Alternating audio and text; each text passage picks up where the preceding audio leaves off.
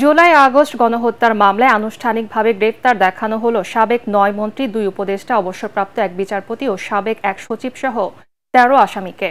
একই সাথে July August গণহত্যার তদন্ত শেষ করতে তদন্ত সংস্থাকে ১ মাস সময় দিয়েছে আন্তর্জাতিক অপরাধ ট্রাইব্যুনাল।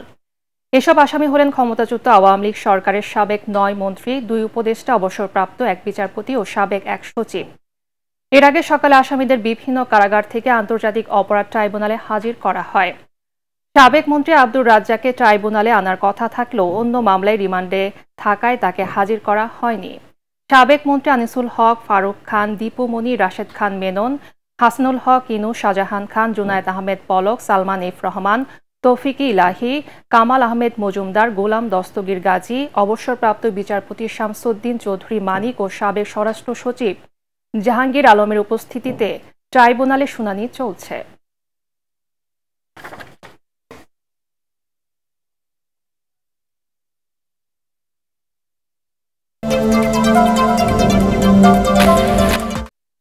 অন্তর্বর্তী সরকারের মেয়াদ ৪ বছরের কম হবে বলে জানিয়েছেন প্রধান উপদেষ্টা ডক্টর মোহাম্মদ ইউনূস। কাতার ভিত্তিক সম্প্রচার মাধ্যম আল জাজিরাকে দেয়া সাক্ষাৎকারে তিনি বলেন, নির্বাচন প্রক্রিয়ার পুরোটা নির্ভর করছে দেশের মানুষ ও রাজনৈতিক দলগুলো কি চায় তার উপরে। এই সময় ডক্টর ইউনূস অভিযোগ করেন, ভারতে বসে শেখ হাসিনা বাংলাদেশে অস্থিরতা সৃষ্টি করছে। এছাড়াও বাংলাদেশে জলবায়ু পরিবর্তনের সংকটের পাশাপাশি আগামী নির্বাচন, কূটনৈতিক সম্পর্ক এবং আমেরিকার নবনির্বাচিত প্রেসিডেন্ট ডোনাল্ড ট্রাম্পের সঙ্গে সম্পর্ক নিয়ে কথা বলেছেন তিনি।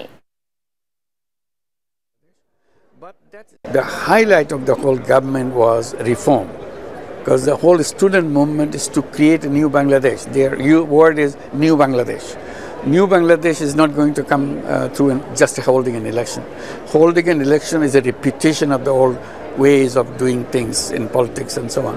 So we want to get rid of those things. And that's what the population of the whole country wanted. Something new, something different than the old.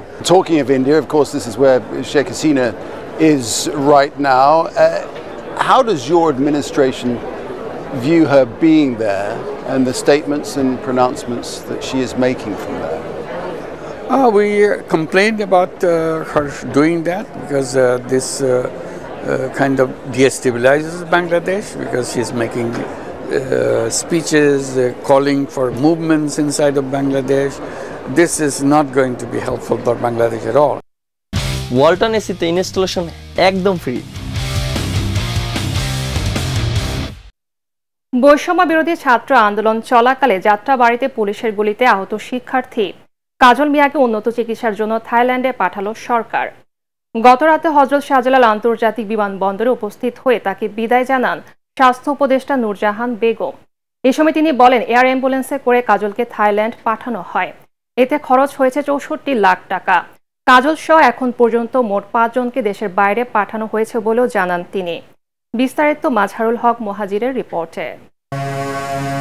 শুরু থেকেই বৈষম্য বিরোধী ছাত্র আন্দোলনের সাথে সম্পৃক্ত জাহাঙ্গীরনগর বিশ্ববিদ্যালয়ের ইংরেজি বিভাগের শিক্ষার্থী মোহাম্মদ কাজল মিয়া, কিন্তু গত ৫ আগস্ট ছাত্র জনতার কাঙ্ক্ষিত বিজয়ের দিনেই রাজধানীর যাত্রাবাড়ীতে পুলিশের ছোড়া গুলি মাথায় এসে লাগে তার।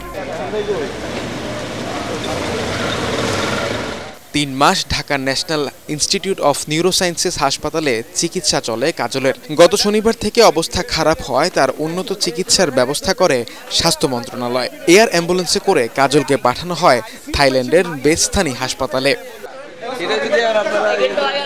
নিউরোসায়েন্সে উনি আসেন, ওনার কন্ডিশন খুবই ক্রিটিক্যাল ছিল।